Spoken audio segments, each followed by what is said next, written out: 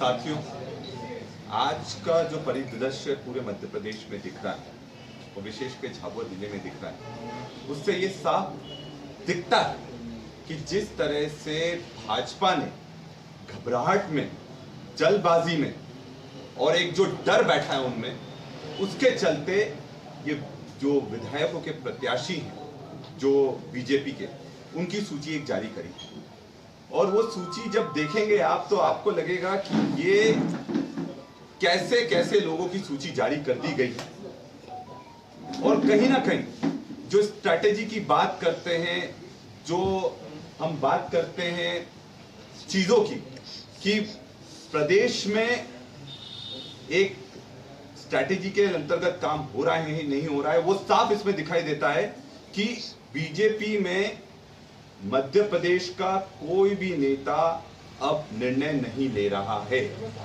जो भी निर्णय है दिल्ली से हो रहे हैं और मध्य प्रदेश के नेता सिर्फ कठपुतली बनकर रह गए। और सबसे बड़ी जो आश्चर्यचकित करने वाली बात है कि इन्होंने ऐसी सीटों की सूची निकाली जो ये समझ रहे हैं कि ये पूरी तरह से हार रहे हैं, और उसमें झाबुआ जिले की 2 सीटों पर इन्होंने प्रत्याशी घोषित करे। अलीराजपुर जिले की 1 सीट पर प्रत्याशी घोषित करा।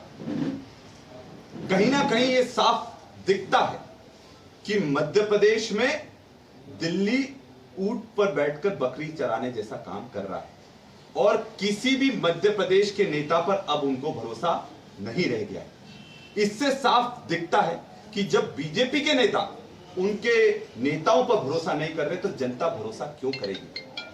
पिछले 18 सालों में जिस तरह से जब भाजपा की सरकार थी और घोटाले हुए हैं वो आप सबके सामने है, और घोटालों में किस तरह की 50% की कमीशन खोरी हो रही है ये भी सब आपके सामने है।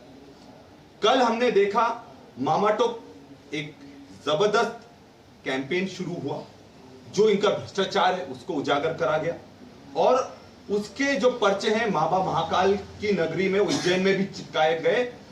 और किससे चिपकाए? आम जनता ने चिपकाए। मतलब ये दिखाता है कि जिस तरह से बाबा महाकाल के साथ ये छेड़खानी और ये जो भ्रष्टाचार घोटाला करा है भाजपा ने, उससे आम जनता जबरदस्त आहत है। जितने भी धर्म प्रेमी लोग हैं वो भी आहत हैं। और उसमें सीधा सीधा ये आप कहीं भी चले जाओगे, 50% अगर कमीशन आपने दिया है तो आप जो भी चाहोगे, चाहे वो नौकरी हो, चाहे वो पढ़ाई लिखाई हो, चाहे पढ़ने लिखने का, और मध्य प्रदेश में मैं समझता हूं पढ़ने लिखने का कोई औचित्य नहीं बचा है। जेब में अगर पैसा है और भाजपा का एक नेता है तो आपका काम यूं ही हो जाएगा। और इसमें डिलीवरी बॉय कौन है?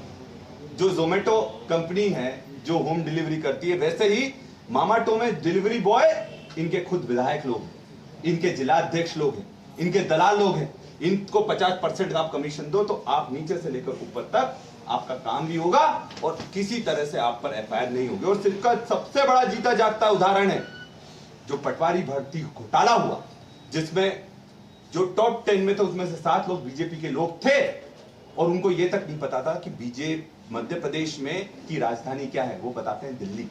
तो ये आप में साबित करता है और इन पर किसी पर कार्रवाई नहीं। अगर घोटाला था तो कार्रवाई होनी थी, और अगर एग्जाम पर प्रतिबंध लगा, नियुक्तियों पर प्रतिबंध लगा, ये अपने आप में साबित करता है कि घोटाला हो गया। पर तो फिर उसमें आपने किसी तरह से क्यों रोक लगा दी। और जहां तक कि झाबुआ की मैं बात करूंगा, झाबुआ में उन्होंने जो उम्मीदवार दिया जिसका नाम भानु भूरिया है, कई भाजपा के सरपंच लोग, जनपद सदस्य, उनके बड़े बड़े नेताओं के मेरे पास कल फोन है और उनकी एक पीड़ा थी। बोले यार ये भारतीय जनता पार्टी नहीं बची, ये तो भानु जनता पार्टी बन गई। सिर्फ और सिर्फ भानु भूरिया का काम होगा, बाकी किसी भी भाजपा कार्यकर्ता का काम नहीं होगा। और जो ये भानु जनता पार्टी है इसके बहुत बड़ी दुर्गति हो गई। आज हमने देख लिया किस तरह से दुर्गति हो गई है। सीधे सवाल है कि उन कार्यकर्ताओं की पीड़ा है कि आप जिला अध्यक्ष भी उन्हीं को बना दो, भानु भूरिया को, जनपद अध्यक्ष भी भानु भूरिया को बना दो, उनकी जो पत्नी है उनको आईटीडीपी का अध्यक्ष बना दो, फिर टिकट भी उनको दे दो, तो बाकी लोगों की कहां जरूरत है।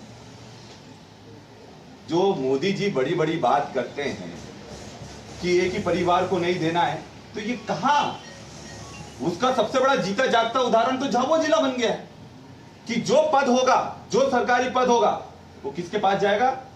भानु भूरिया एंड कंपनी पर पास जाएगा, भानु जनता पार्टी के पास जाएगा। और ये तो इन्होंने शोरूम खोल दिया है। जिला अध्यक्ष भानु भूरिया को क्यों बनाया गया? सब जानते हैं आज झाबुआ में सबसे बड़ा वसूली कौन है? एक मूवी आई थी वसूली, सबसे बड़ा वसूली किंग भानु भूरिया है। सबसे ज्यादा वसूली अधिकारियों से, शिक्षकों से, पटवारियों से, सबसे सचिवों से, सबसे ज्यादा ये जो इनका जिला अध्यक्ष भानु भूरिया कर रहा है। आप सबने देखा शिक्षकों के ट्रांसफर होते हैं, वो ट्रांसफरों में जो सेवानिवृत्त हो गए उनका भी ट्रांसफर कर दें।